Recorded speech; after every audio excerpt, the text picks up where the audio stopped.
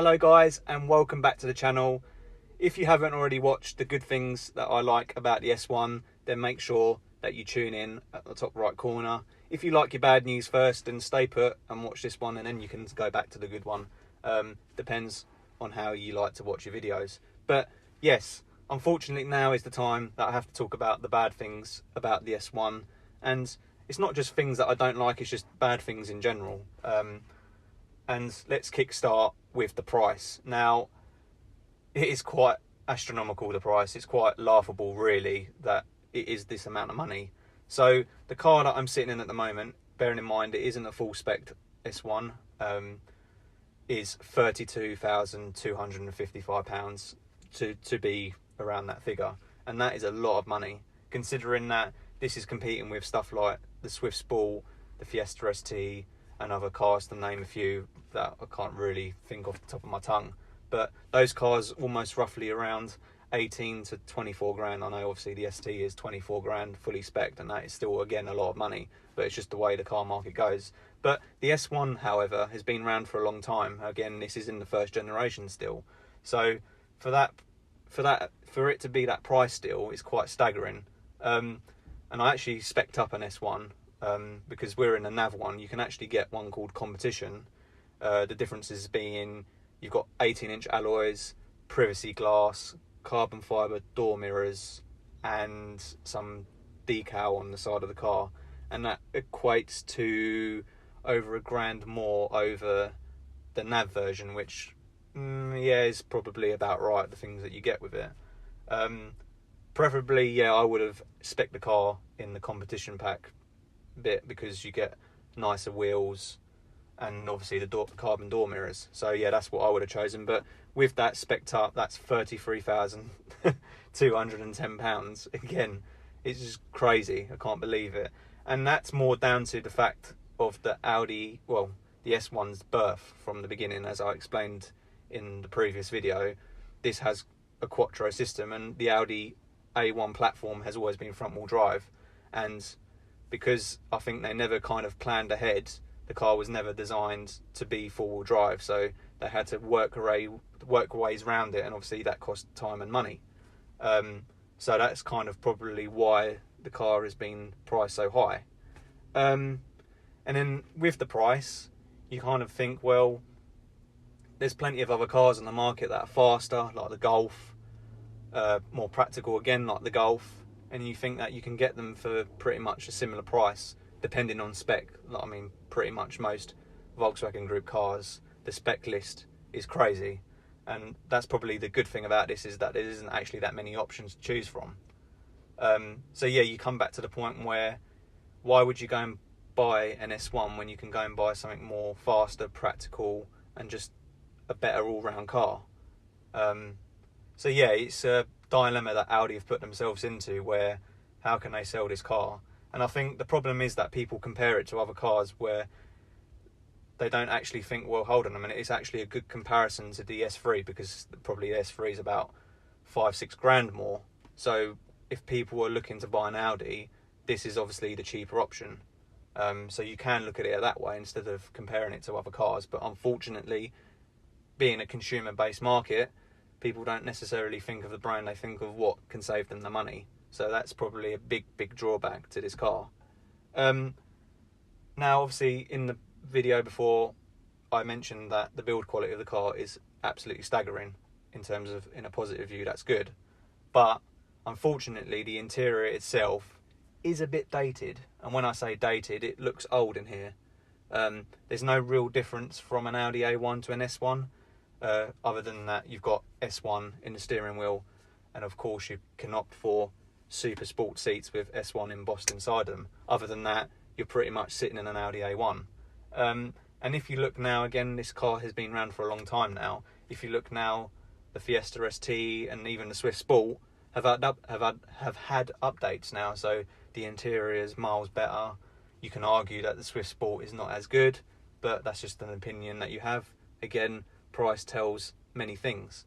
So if you look forward in terms of Audi themselves, they've managed to move forward with all the other cars other than this. And I mean, yes, the new A1 is coming, and they've already answered your questions to interior, especially mine, because I've looked at it and it is absolutely stunning. So they're already listening to me already, and I haven't even done this video yet. So yeah, it's a thing that it kind of gets on my nerves a bit, because you pay all that money for a car that pretty much looks like an A1 well, it is an A1 inside. And moving on from the interior, we can talk about the actual space in the car. Now, this is a small car, but comparing to other small cars, this is small. Not helping with, obviously, the Quattro system and them using a bigger engine, so that means that they've moved the battery to the back. It's made it a lot harder for space in the back. So I'm in a Sportback at the moment. Sportback means 5 doors. So with the 5 doors, obviously you get better access into the back. But for a car of this size, there is no point speccing Sportback, in my opinion, because the legroom is non-existent. For anyone that's even 4 foot, 5 foot, 6 foot, it doesn't matter how tall they are. It just doesn't work in the back. So for long distances, it's pretty dreadful. And that style moves into the back with the boot. So as I said, because they're using the E8 888 engine in such a small platform, they've actually had no space for the battery. So they've actually relocated the battery to the back. And all you purists will go, yeah, but that's good. You move the battery to the back for better weight. Yes, it is, but in terms of a practical sense, it isn't, because the boot is now even smaller. And if I compare it, just looking at my crib sheet, the boot in this is 210 litres, and you think, wow, that's actually quite big. But when you compare it to, say, a Fiesta or even a Swift Sport, and even a Swift Sport isn't the biggest, the Fiesta is 292 litres and the Swift Sport is around 260 litres. So it's a big difference. And if you opt for the technology pack, you also even make it worse, because the amplifier or subwoofer, whatever you want to call it, is again in the back of the boot. And it just makes it worse. So if you're buying this car for practicality, then don't bother. But if you're going to buy this car, I'd probably personally opt for the 3-door. Again, it's cheaper. I think you save around £800 and you get a lighter, more fuel efficient car. So yeah. Placement in the market. So I've kind of briefly spoke about it in the price, because it all kind of links together and relates. But the placement in the market is quite hard for this car, because you've got so many other cars that use the same engine, have 4-wheel drive or even front-wheel drive, and they offer more as a package than this does. And it's quite strange, because obviously the S1's been around for a time, Audi sell it, and that kind of relates to stuff that I mentioned in the previous video about brand values, people actually wanting a small car with a 4-wheel drive system. But that only suffices to a niche in the market, whereas the Golf or even an S3 or just even an S3 meets more of a demand to what people want. They want space, they want to be able to put family in the back, they want space in the boot, etc. So yeah, it kind of comes down to what people want, really. And I think they only cover a niche market. And yeah, don't get me wrong, this is a really good car. It's been built perfectly, but as of anything, times move on, and unfortunately the S1 has, I think, come to its end of its life. And yes, it will be, as the Audi A1, the second generation, is going to be replacing it. So yeah, there's not really, I mean, would you buy it? I'm going to put a poll up in the top right somewhere, wherever it is. Would you buy it? Because personally I wouldn't. And unfortunately, as I said at the end of my last video, journalists have turned it to make it where people don't want to buy the car just based on the price. And I think that's the wrong way to go about it. Yes, it is expensive, but it is a good car. But unfortunately, people's minds see, well, why am I going to go and pay 10 grand more for the same car when I can go and pay 10 grand less for it, if that makes sense. So I'm now onto my 4th point, and I'm actually struggling. This is how, well, I'm not trying to be, well, I don't know what I'm trying to do, but can't actually think of anything else other than that I come to my 4th point with the way it sounds. So bearing in mind that this isn't a full-blown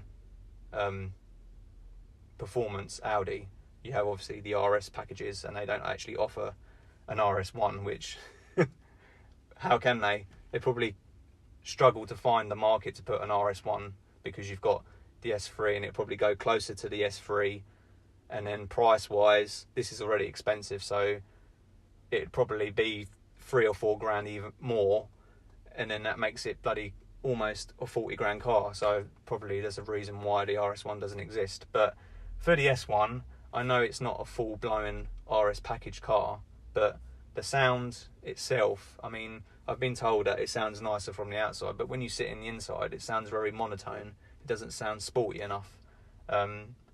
Again, that would have been something that would have added some experience to the car to make it a bit more worthwhile. I feel that it's missing in there, so it's got that's the thing, like, they've made a really quick car, but then they've managed to like suck all the characteristics out of it, which is a shame, really. But yeah, I hate being negative, as you can tell. I hate it. I can't stand it. And actually, I've come up with a 5th item just now, just looking around the car, and that is the placement. I know it sounds a bit stupid, but it's the placement of the drive select button. Now, again, I actually like having variable control. It allows you to have more fun with the car, makes an A to B journey more fun. But the thing is that they've put it all the way down in the centre cubby, where really, when you're driving, you don't want to be looking down to see where it is. It should have been put on a steering wheel, like you see in most of the new sporty Audis. They put it on a steering wheel, which would have made more sense. Again, that's a small issue, but yeah, what can you do? But I've had enough waffling now. Again, probably 10 minutes in or something like that. Yeah, it's 12 minutes in, so I'm going to stop talking. But a big thanks to Audi UK for giving me the car for the week. I really do appreciate it. Honestly, as a whole, I think it is a good car, but the time we're in now, cars are moving forward, and this is kind of 5 steps back at the moment. Until Audi bring out the new A1, I think they're just going to push the boat out even more. Again, this is the fastest car in its segment still, and Ford have just brought out the new ST, Volkswagen just brought out the new Polo, etc, etc. So the fact that this is still the quickest car on the market in that segment is quite staggering, really, considering that this is a lot older. So it's going to be interesting in the next few months to maybe a year, it depends on when they bring the S1 out, is how good that's going to be, and how much they take into fact journalists' point of view and my point of view, and who else has reviewed this car. It'll be interesting to see how much they improve it from this one. So yeah, looking forward to that. But again, leave your comments down below on what you don't like about the S1, or what you like about the S1 in the other video. And if you haven't forgotten, yes, I did do a video on how I like it, so make sure you click there, or if it's not there, go down to below and make sure you check it out. But yeah, thanks for watching, guys. Remember to like and subscribe, and yeah, share around if you want to share it around. But look forward to doing another video soon, and maybe suggest what you'd like to see from the channel more. Not that I'm running out of ideas, but yeah, it's just nice to know what people want from me instead of what I want to do. Kind of sounds silly, but yeah, it's one of those things. But thanks again, guys. Take care. Goodbye.